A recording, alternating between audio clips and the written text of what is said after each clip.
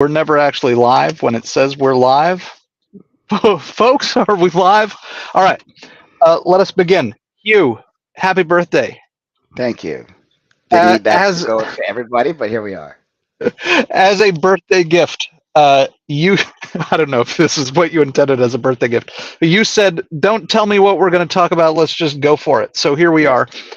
Um, what I thought I would begin with today, and as always, who knows where we'll end up. What I thought we'd begin with today is this thing that I discover again and again that uh, we teach, we most often teach that which we need to learn. Mm, amen. And here I am, I'm training teams all the time, and one of the recommendations that I make with the most emphasis is don't hire victims.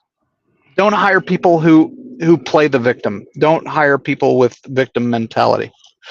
Um, and so it may sound as if I'm about to say, I need to learn not to hire people with victim mentality. That's not where I'm going. Okay. Um, because one of the things that I recognize in myself is that very mentality. And I've titled today's episode, "Ain't nobody doing shit to you." That's funny. That's very funny. So I have a very I have a very delightful relationship with tragedy. All right. It's almost perverse at this point because it has been consistent that some of the best things have come to our world because some of the worst things have happened to Mm, us. hmm Um, that I have a hard time sitting still when stuff gets weird, like calamity, like the worst Murphy's Law contrived events happen usually in powerful like the everything that could go wrong going wrong, and people being malicious and stealing and lawsuits and mm, normally, well, there was a time when I was young where I would, throw my hands up and yell that the sky is falling, and now mm. this is when we get to work. Like this is the middle. This is where it gets fun and exciting. You there was an exercise a mentor used to tell me that nothing spurs creativity like constraint. Mm. And normally, when things go wrong, and I'm going to say it generally and then we'll make it malicious, when things go wrong, that's the time to recognize what you can change. The universe has probably been screaming at you to change. Mm. And now the shoe has dropped. Yeah. Well, And I know this you and is I where have talked. You and I this have is where talked it gets about my very own life in the last year. yes. And I think it was maybe to you may have been the first person to whom I said, what I keep finding is that you can pay a little tuition now, or you can pay a lot of tuition later. One Yes. way and another, you're gonna pay the tuition. Yes. Yes. And what's beautiful is that life won't let you ignore the lesson. Yeah. You just can't. Mm. It will get loud. And then the beautiful thing about it is um we used to study. There's a beautiful subject within the materials engineering discipline called fracture mechanics. It's this, Fracture. yes, fracture Uh huh. mechanics. It's the study of how things break, and they all start with, well, when we would test in the labs, we would take like a steel bar, right, and you'd put it into a machine that would perturbate it. So it would give it all sorts of torsion and twisting, and it would submit the bar to some kind of amplitude, so the thing would be Mm. starting to vibrate. Now, within every system, within every material, as perfect as you might think it is, at the molecular level, there are things called interstitials. And this is important because they translate to management. An interstitial is an invisible, literally microscopic hole. So you have a series of molecules that are supposed to make up a strong structure, but as Hmm. you go along, there's going to be an imperfection. And Mm. in this particular place, there is a missing molecule. Mm. And that missing molecule, when submitted to just the right amplitude and just the right stress, will propagate. Mm. And that is the beginning of a crack. It's Yeah. Right. And so you're talking on this microscopic level about something that you just had me thinking about on a macroscopic level. well, we'll get And there. it We'll get there. We get there. We get there. okay. Let me take you down the path, and then we'll All we'll right. we'll we'll we'll stop at the rest stop, and I'll stop talking at you. So the crack propagates because it starts at the level of these little interstitials. Mm-hmm. And that's where the weaknesses then grow Mm. and grow and grow. And it is an eventuality if the wrong stresses at the wrong amplitudes. So it's not about Mm. the stress, it's about the amplitude and the time under which it is sustained. So Mm. when you're designing a system to not break down and crack, you have a couple of things you can do. You can either try to beef up the material that you are using so the cracks don't propagate as much or as far, or the crack propagation is not as lethal, or you design a system to not be as to be kept under a fatal amount of stress, or Mm-hmm. you keep it under a fatal amount of amplitude. So little stress, but under significant amplitude in multiple directions can break something just as easily as a big stress Mm. over a short period of time. So Mm. here's the translation. Translation is this: when people do things, they usually aren't in a vacuum. So if you have some kind of systemic trouble, there's usually a buildup that then Yes. propagates into an event. And your job, my job, let me speak for myself. My job is to recognize that I may not be the person that initiated the action that was the event that was in play, Mm. but I created the environment for the thing to happen. And I Yeah. get to take Wow. responsibility for that. Not my fault, but it is my game. And the more responsibility I take, the more power is available for me to be able to take action. Now I will stop talking at you. Please go Well, ahead. there's so much I enjoy about talking with you. And one of the things I enjoy about talking with you is just that you use the word propagation, right? You're talking about propagation of stress and fractures and things like that. My mind propagates. I am never a linear thinker. It's one of the things I enjoy about talking with you, though, is in particular the way you use metaphor and things like that. Is it really gets my mind going in lots of directions. So let me see if I can go in only one of them at once. I was with a client, leadership team of a client company this morning, and we were talking about the propagation of the fact that they talk about so and so as if he's going to be late Mm, instead of allowing the consequences of his lateness to happen. They insulate him from the consequences of his lateness. They waste their time. It's never his time that's wasted. And the propagation gets into, I mean, one of the reasons they brought us in is they decided, we are uh, journeying too far away from our procedures, from our standards. We are not accountable to our own standards as a group. Mm. right? And so noticing the places, they weren't necessarily concerned initially about the fact that people are late to meetings. That doesn't have the consequences until you start to think about the kind of propagation that you are talking about. That's one of the places, one of the directions my mind goes in. The other direction that my mind goes in is I am just a few miles from a thing that doesn't exist anymore. And it's interesting we're having this conversation um, the day after that Francis Scott Key Bridge in Baltimore collapsed. I'm just a few miles away from what was once called Galloping Gertie. Are you Of familiar course, with Galloping absolutely. Gertie? Well, so the Right. Galloping Birdie Bridge is classic statics. So you take your first engineering course, like all engineers have to take a statics course. It's like Yes.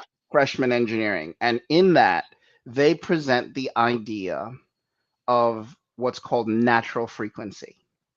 So the idea is that everybody, every not body person people, but every Every physical object. body that Yes. has any kind of mass and existence in this universe is vibrating.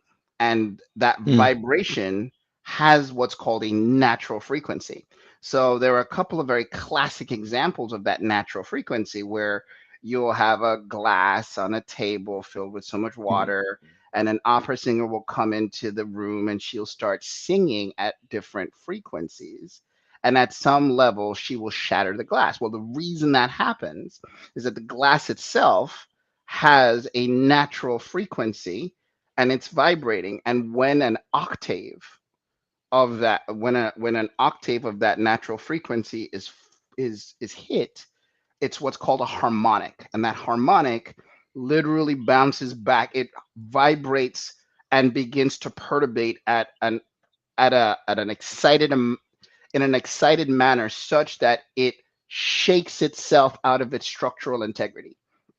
And so Which it is exactly what Galloping Gertie did so when in we the were wind. statics, that's right. They Yes. thought, oh my God, this really strong bridge. So they show it in every single engineering school around the country. I'm In the sure they first do. year, they show this bridge and they talk about the fact that they made it so strong, but what they never accounted for was that a harmonic of the natural frequency of the bridge could be the wind that was hitting it at a certain Right. frequency.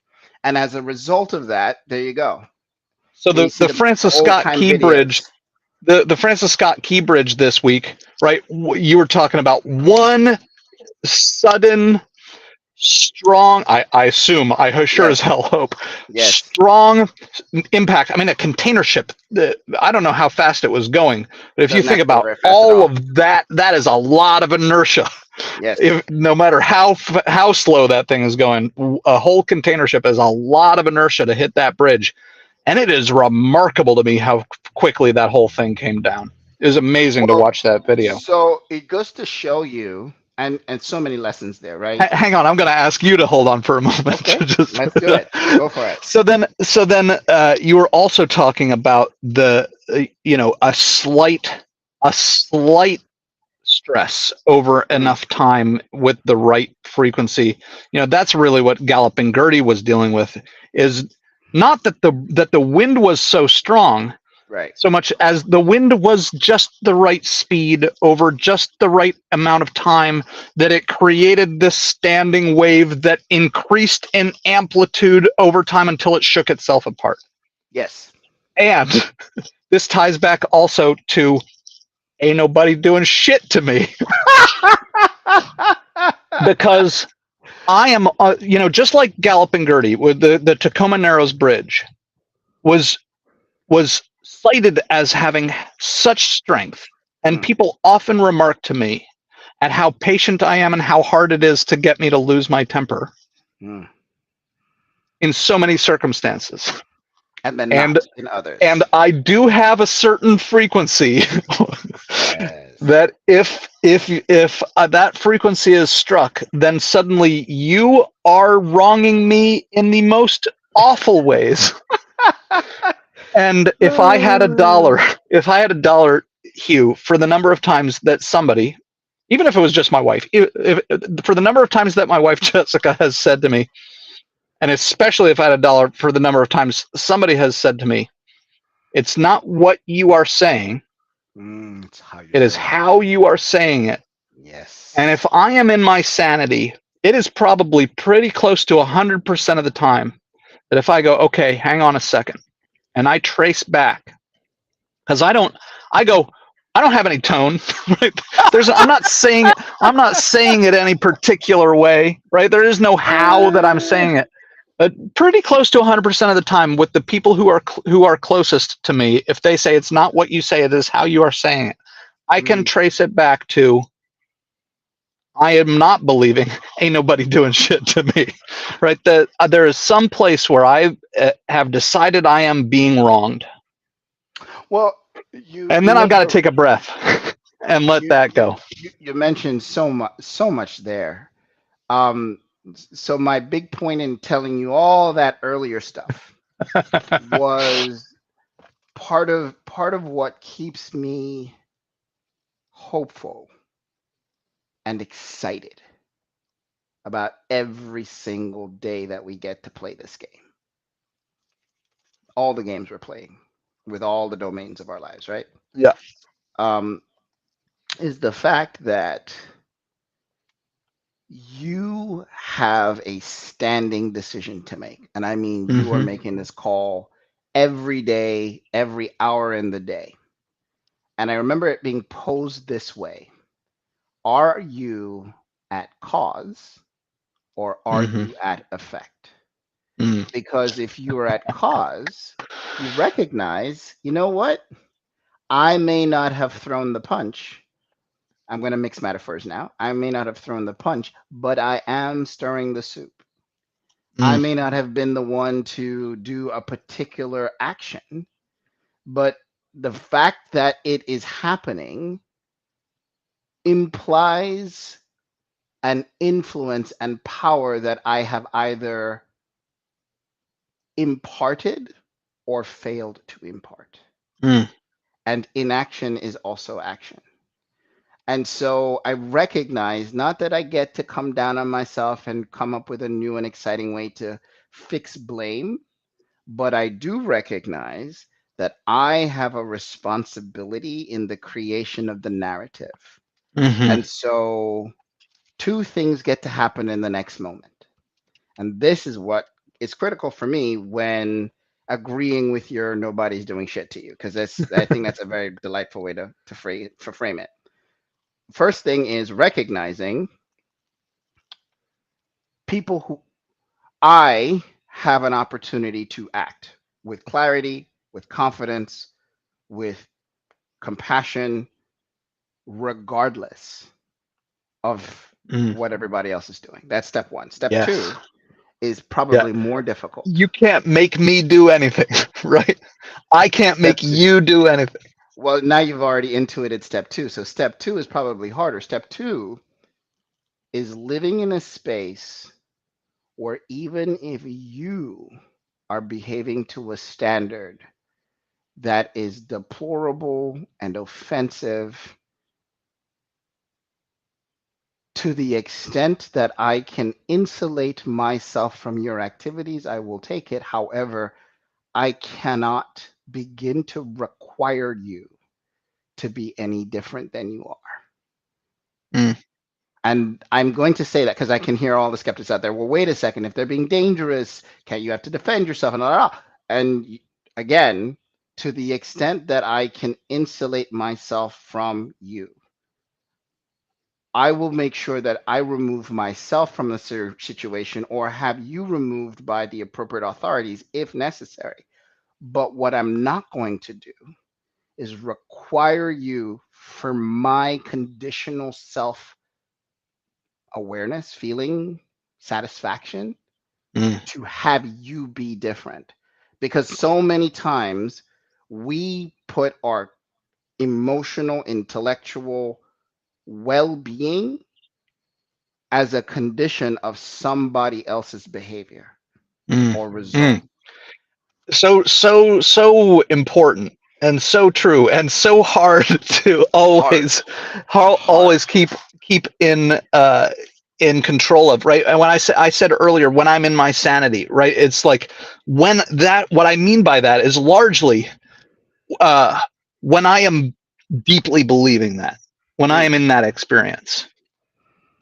And so, like, ain't nobody doing shit to you is true on so many levels, right? For one thing, and you were just pointing at it, we in our culture we have the expression "you are making me mad," right? yes. You're making me mad. What a Um, seeding of power. yes. I love that the way you put that is you now have the power to control my emotional state, and Yes. my emotional state is really kind of controls, or it is, whether I'm enjoying my life or not. Right? It's like, Well, and do I really want to give you that power to determine whether I get to enjoy my life? so the other part, the extreme, and let's go there because we're gonna piss off a lot of people right now. Yeah. But you know, trauma and horrible acts of humanity and lack of humanity are real. People do terrible things to Yes. other people, and the abuse, the capacity for abuse. I am not a mental health professional. I'm not pretending to be one. I do have a lot of really close relationships with people who have survived and consistently face traumas that are Incomprehensible. unimaginable, Yeah. unimaginable. Yeah. And I want to acknowledge their experience and I want to appreciate their experience. And I also want to suggest like a bad jacket to be tried on at a department store, that all kinds of intense behavior that may have a pattern to it still has the ability to potentially be transcended by, at the very least, suspending the story Mm, that victimhood has to be a disposition and not a situation. mm, mm, Because anybody can be a victim of a crime. It is a different movement entirely to take that victimhood and make it an identity. mm, And I'm not saying one or the other is wrong. I am not saying to be a victim from a place of personality is wrong. I am simply saying that there is a certain level of power that is consistently seated when mhm. that is a disposition that is the way that you show up to the world. Yeah. It's Right. not right or wrong. It's just there are now cards that you don't get to play with because they're not available to you. Mhm. And it's not like, I don't want to trivialize how easy it is for you to quote unquote step into your power. Because again, I've had very terrible things happen to even me. And you could draw a straight line and say, I am not successful today because those things are real. And I will probably not live as long because of some of the things that have happened to me. Mm, And that still does not have, I have to be very vigilant to not let any of those stories impair my ability to take this moment and this breath to build something, to do something, to exist in a way that allows for a universe pregnant with possibility to blossom into something meaningful. yeah. And I feel like that's the point. The idea that we shouldn't hire a victim, I think, is a gross, it's not wrong, it's just oversimplification is always the enemy, right? Which is why I don't work with my clients with a sentence, a bumper sticker at a time.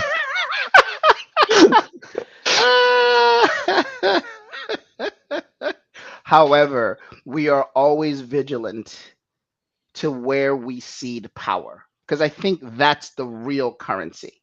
Yes. You're going to have tons of stuff happen and you get to be upset about it and you get to go through your emotions and you get to live a life while you draw breath that is worthy of your own dreams. That's the aspirational part of this method. Yes. And there are two benefits to having someone like you in my company, or so for any leader out there to have somebody like you in their company. Two, there are only two. I'm going to name two. Somebody like you, by which I mean you take responsibility for your state instead of ceding that responsibility to someone else. One is, I enjoy and appreciate your company in part because by that example I am reminded Mm. of, for me, and it is an honor and a grace that I get to play that role for you and for Sure. anybody else in my life when I'm in my sanity. Um, that we are all called up to greatness in the presence of greatness. Mm. That's one reason that hiring people who are highly accountable in this way that we're talking about is of benefit. The other way is that instead of blaming circumstance, you are likely to say, what will I need to do? Who will I need to become? Who do I get to become? Who do I get to become in this circumstance in order to be successful? And so uh, I am less likely in your presence to be attacked than I am in the presence of someone who might look at me as the cause of their state. And so Well, it is uh, there is risk associated with somebody who will habitually and regularly go to, this is what you've done to me. have you have we had the conversation about the unwelcomed guest? Have we talked about that at Probably all? it sounds familiar. Yes. So one of the things that I have come to appreciate, and I don't remember who it was that was saying this having this very subject that we're about to explore. If you buy, so before there was, let's just be 1500s, we had classical Euclidean geometry and Newtonian physics, right? In the 1800s, we got very comfortable with things like acceleration and how planets move and all that stuff. And then in the early 1900s, we were graced by Einstein and relativity theory. And so now we move our understanding forward to relativistic motion, and we are understanding the nature of the universe through a very famous but powerfully misunderstood equation of E equals mc squared. Now, most people can say it, but they don't actually appreciate what it means. And it's beautiful, beautiful implications to the fabric of matter, and how energy and matter have this wonderful interplay. And then we went to a place, we fast forward another 60 years, and we start developing these ideas about quantum mechanics that are involved in things like string theory and field theory, field point theory, where you have this idea that there is information in a field and it vibrates into existence. And so things take into account things like matter. And there's a really good book by a guy named Lothar Schaefer called Infinite Potential. And he's a nuclear chemist that wrote a really interesting book that sounds more like spirituality than it does science, but it's very scientific. Just hang on for the first 12 chapters and you'll see why. The neat thing about where we are now is that the most prevailing theory out there is about M theory. And the whole idea is that we live in a universe that has about 13 14 dimensions. and they all do, they all describe existence in different ways, right? Basic idea behind it all. It's not that complicated, but honestly, it's just a lot of math. The basic idea is that everything is literally vibrating into existence. Even the molecules themselves aren't really there. They're just energetic expressions vibrating into existence. That's why they have heat. That's why even a rock isn't as cold as the coldest parts in space, because existence itself requires energy. And that energy is vibrating in the very fabric of the material that makes it up. So that's the basic concept. Um, Here's what's fun for me. In thinking about the nature of your hand being made up of a bunch of material that itself is vibrating, and you really buy into the idea of M theory suggesting that all matter in the universe simply is perturbating uh, molecular energy that's simply coalescing at certain levels such that it makes carbon atoms and it makes hydrogen atoms and it causes them to bond and they become skin and they become blood and they become blood vessels. Wouldn't it be plausible that you're simply existing at different states? So your skin and your physical body is one plane of existence.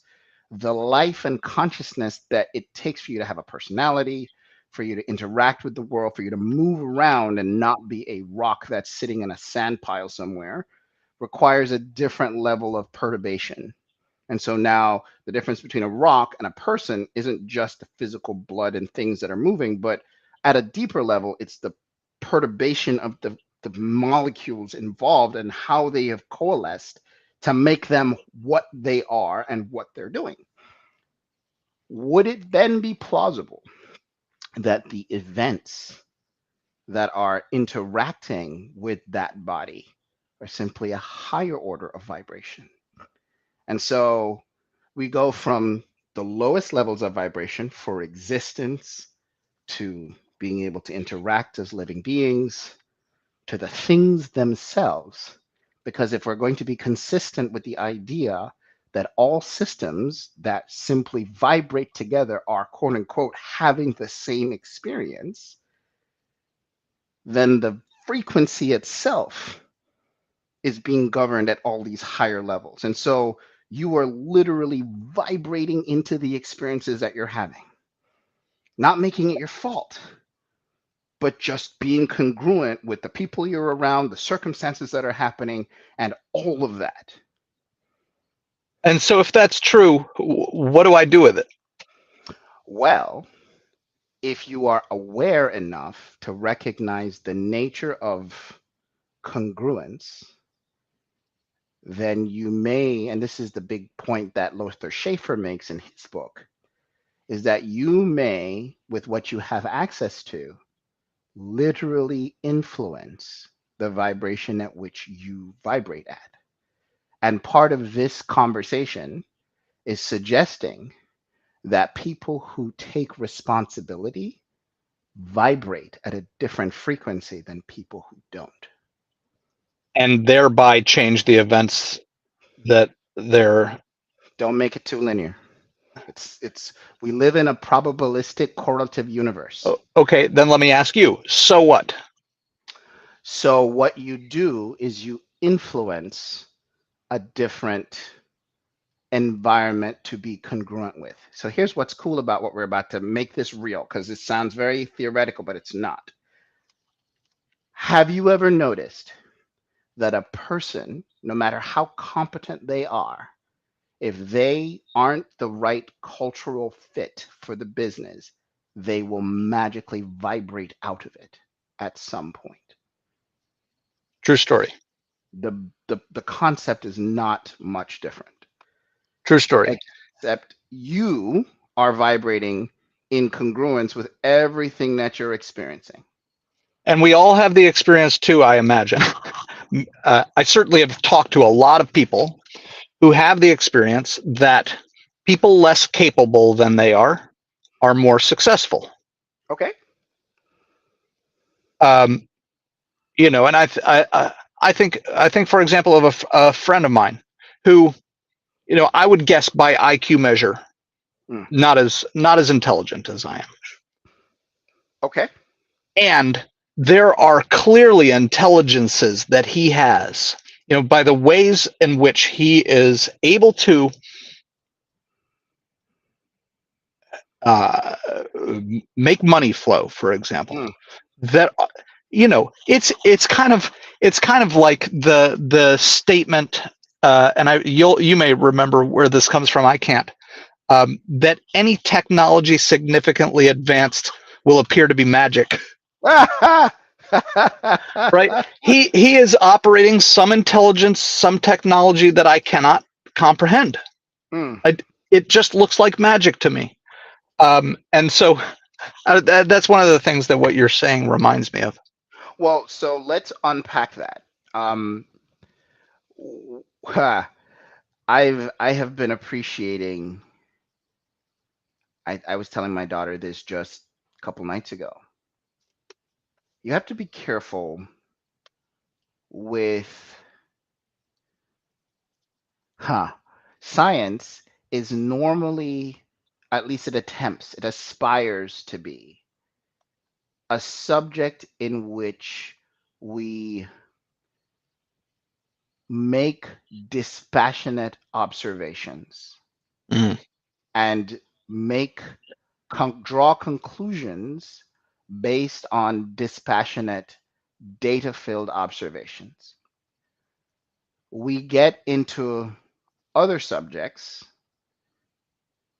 when we draw conclusions to those observations mm, that are not necessarily science. mm. So So I challenge your premise when you say to me, he is more successful than I am. Okay. no, I said he makes money move in ways that I do No, not.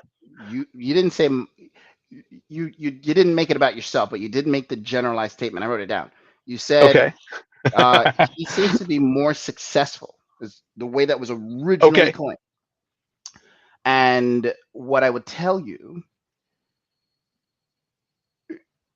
the quickness with which you simply settle on that assessment, not Mm, pointing at you, I'm just saying the construct yes. of settling in on an assessment leaves behind the value of the observation. So it's just something you have to be careful about. Yeah. Yeah. So right. And I love what the some of the thoughts that what you said about the conclusions we reach based on the observations of data, are can be unscientific, and it reminds me of again, this is probably points to a quote, but essentially the truism that progress happens by generation, not by information. And I think of, in particular, the doctor who discovered that the midwives, in this building, were giving birth, or midwiving babies whose mothers survived, while the doctors right across the street, the mothers were dying of infections. And he said, let's wash our hands. And these doctors said, no, though we are coming from the dissection room, dissecting cadavers and going directly into these deliveries, we are gentlemen. We don't need to wash our hands. A completely emotional, identity wrapped conclusion, uh, even with the same data. And it was not until these doctors died off and the next generation adopted this practice of hand washing that we stopped killing these poor women. Well, you make so many good points in that last sentence, and where to start? So what comes to mind first is the recognition that what comes to mind first is comparison is the thief of joy.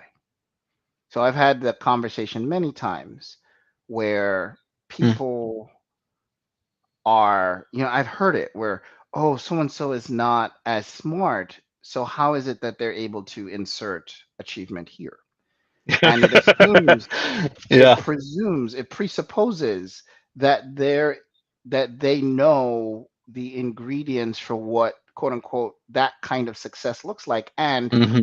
there is, you have no idea what kind of really terrible challenges might live under the other cover, right? So I always come back to, may they be blessed. They are on Mm. their journey. I think a lot of times about the uselessness of racing traffic, because you have no idea where these people are going. You have no idea where they have to get there. You have no idea what's happening inside the other car. So you give them grace if they've cut you off. You give them space if they are swerving around. Mm. You pass them quickly if it looks like they are up to no good. Like Mm. you just let them be them, and you focus acutely on whatever your objectives are for maximizing your universe pregnant with possibility. Yeah. Well, and we're gonna come back to you have no idea, because I've had the idea in mind that we would come to this. You have no idea what's going on in somebody else's Hmm. universe, car, brain. Well, and Right. to that point, oh, I maybe I'm stealing the thunder, but It's all another right. thing that came to mind was, let's not ignore the fact that the person that we are focused on that may be causing a problem, they they are they are acting in a way they may be acting in a way that actually isn't productive and may need to be dealt with. So I don't want to pretend Yes. that we are in this nice woo woo land and we are Right. ignoring the toxicity or the negativity that somebody could be creating that could be dangerous or counterproductive or creating some kind of environment that you don't want. At the same time, if you have the ability to neutralize them by first, well, so many things here. So what I also appreciate, and this is, I say these things to you because it is also my challenge, just like everybody else's. It's just I have been humbled enough times that it's easier to remember. I got the benefit of serving 10,000 customers in my retail store when I had to work behind the counter for a couple of years. And I learned a lot about folks from all different walks of life that didn't even see me because I didn't Mm. matter. And it was beautiful to just be someone that they needed to talk to. I didn't have to have credentials. I didn't have to be smart. I just got to be a pair of lungs and a pair of ears. Mm. And at first I was very offended because I thought I was more. And as time went on, I realized that if I simply allowed a space for a person to be, they probably didn't have anybody else in their world that would just listen. Mm. And what was crazy is that they would come back and spend more money. And we Mm. ended up doing that 25,000 times a month for 5 stores. And we ended up growing at 25% a year in an industry at the time that was shrinking at 8%. And There's so, there is so much satisfaction in the experience that you see me. mm, Right. That's what keeps them coming back. well, and so, we have not actually veered off topic. I promise you, Oh, we are right on topic. yeah. So the idea then becomes, look, this person that is providing hardship is a gift. Mm. What a wonderful opportunity. Oh my gosh. They are rowdy or they're spreading gossip. You get to now get to the best part of yourself, and you get to figure out whether or not congruence means that you practice the bravery that it takes to confront them, to get your managers to confront them, to engage them in a way that can have them transcend and become more human, to be seen. Maybe they don't have, again, what I don't want to do is give you a skin when you should be given a skeleton, Mm. because you have no idea what you have as a framework around which you will sit in. And what's beautiful about the nature of intelligence and congruence and the same vibration that we're talking about is that if you are paying attention and you are not operating from a place of ego and a place of shoulds and supposed to be's, you're Yeah. likely to see this person and to see this opportunity, whatever it is, lawsuit, people suing you. I remember once a person who was suing me for a lot of money decided to bypass her lawyers and asked my lawyers if we could just have lunch to just see Mm. if we could work it out on our own without the lawyers after a couple of years of doing this craziness. And I remember sitting across the dinner table from her, and she made a terrible offer. And we started going down our paths of why we were still suing each other and all that. But I remember looking at her and saying, "Look, I'm not your enemy. I'm Mm. just your adversary. I'm just your adversary." Mm. You know, at one point we were the best friends. And it was funny because in that dinner, I still felt like we were great friends. The same kind of way that we used to hang out and be, in harmony still was Mm. afoot, but it had been littered with all this other stuff. And so I said, "I'm just your adversary. This is just an exercise." You've reminded me of something that I want to go back to doing with my wife that we have not done in a long time. And we had a coach at one point, who we still see sometimes, who suggested that if the other is getting mad at you, say, "You love me." Not "I love you." You love me. It was such a gracious reminder when I would get mad at my wife and she would say that. Um, and it really did change things for me. And it really also brings me kind of full circle in a way to the ain't nobody doing shit to you. We're talking about you can't make me mad. I can definitely get mad in response to what you're doing. You can't make me mad. And I think about there's a great podcast called Manager Tools, and Mark Horstman on this podcast tells a story of being in an elevator with his friend, and they're at the back of the elevator. Somebody else gets in, and he tucks his umbrella under his arm as he then fishes around in his pockets for his keys, and the umbrella keeps poking at Mark in the chest. And after the other guy gets out, he turns to his friend, Mark does, and he says, "That guy really made me mad." And his friend says, "No, he poked you in the chest with an umbrella. You got mad all by yourself." So let's just appreciate that observation. You got poked in the chest with an umbrella. Which is not Neutral. to say you want Fact-based. you want to tolerate that, No, right? no, It but it's a just is a separate activity. fact. Yes, it's an Yes. observation.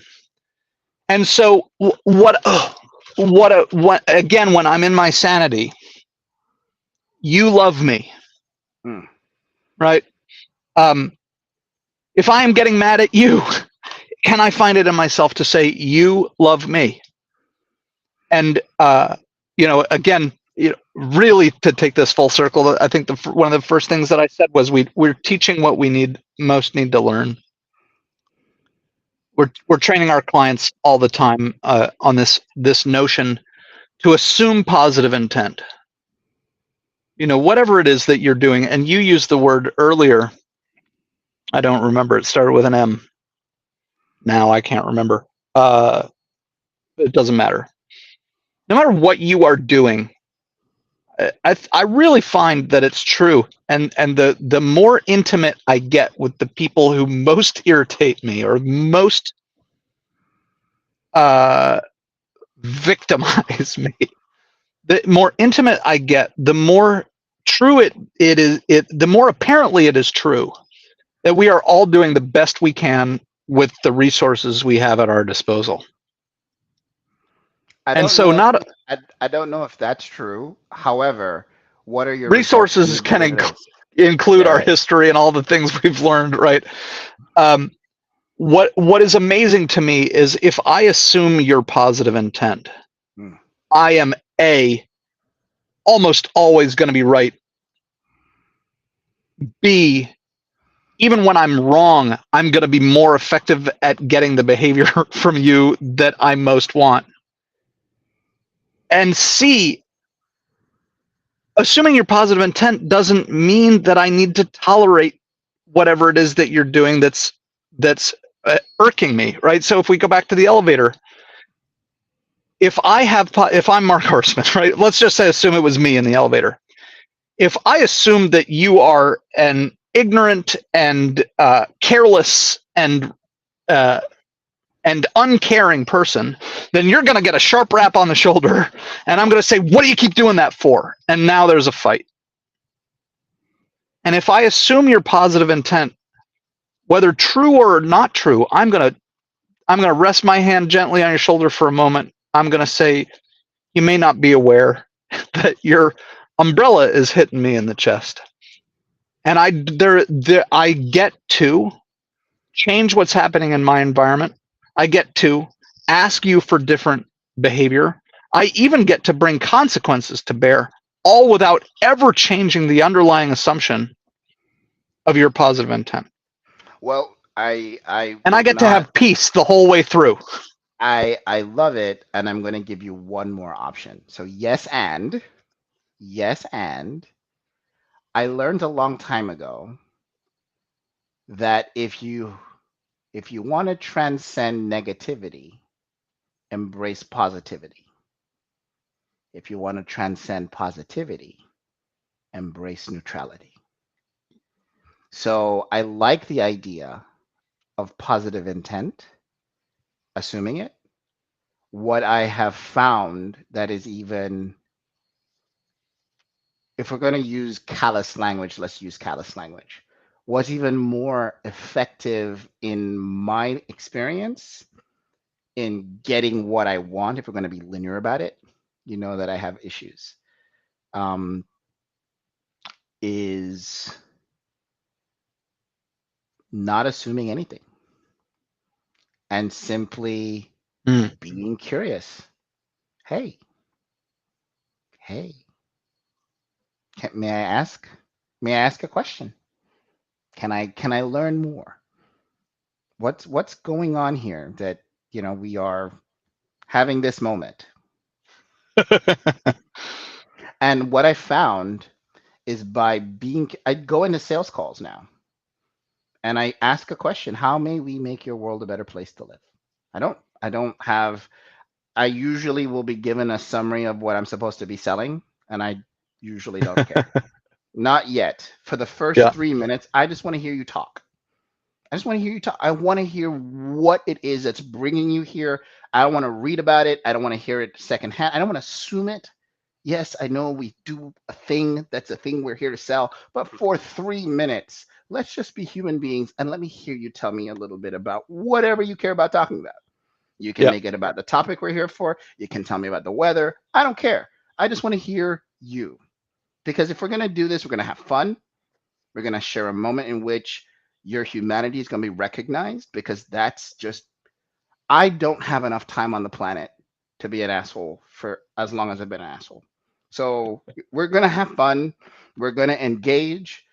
If we do this right, you're going to find way more value in the thing I have to sell you. So you're going to be happy to write a check and sign a contract. And if not, then chances are you're going to have a really memorable conversation. And I will have said or done something that would have made your life a little bit better, because that's why I'm on the planet. And the last thing I was going to say to you about all of this is that especially when someone is being challenging, especially when it's unfair, especially when Mm, it just you want to just be driven insane. It is the moment where I have, let me talk about myself. I have the opportunity to practice being the person I have always wanted to be. here, here. And I will tell you, in the last 2 years, I have been challenged with so many things that have been so fortunate in having. I have been powerless, I have been penniless, I have been out of my luck, not understanding things, out of relationship, out of synchronicity, out of rapport, and out of time. And that's when the adventure began, where I had an opportunity to say, okay, I am still drawing breath. Mm, And so, as long as I draw breath, we can find a way to create space so that I am being tested in a way that I get to show up as the man of my own dreams. And right this on. difficult person who would be doing crap to me, no. I get to be here and I get to engage in a way that if I'm religious, this is where I get to practice my religion. If I am Yeah, spiritual, this is where I get to practice my spirituality. If I'm a leader, this is where I get to be a leader. If I have issues having difficult conversations, this is the opportunity. This is the possibility. And I'm not saying that we get to accept low standards. I'm not saying that we get to accept bad behavior. I am saying this is an opportunity for me to show up in compassion. And if it means that I work with the person to remediate the behavior, then we do that. If it means that I help them go be successful somewhere else, yeah, that may also be the way that this gets to go down. And it doesn't yeah. matter. It could be a customer, employee, whoever. Does not matter. Is that helpful? It is helpful, and what comes up for me, and I think this is a great place to be kind of reaching our wrapping point. I just had the picture of those people to whom I may want to direct that look what you are doing to me kind of thought is how foolish it is to do that with respect to the rock in my shoe. Mm, Right, that this pebble has no ill will toward me, mm, which is not to say that people never have ill will toward me. That's not the point. The pebble has no ill will toward me. And even with the people who do have ill will toward me, it's got nothing to do with me yes. any more than the pain in my foot has to do with me because the pebble is there. The pebble is doing its thing. You are doing your thing. I am doing my thing. I may want to remove that pebble from my Yes. shoe. Exactly. Or when the interior lining of my shoe gets crumpled and uncomfortable, I may want to smooth it out again. So removal is not always the only option. Right. And ain't nobody doing shit to me. Oh, and maybe going through the pain is its own experience. And now you have a beautiful experience Yeah, on how to practice being with a bearable amount of pain.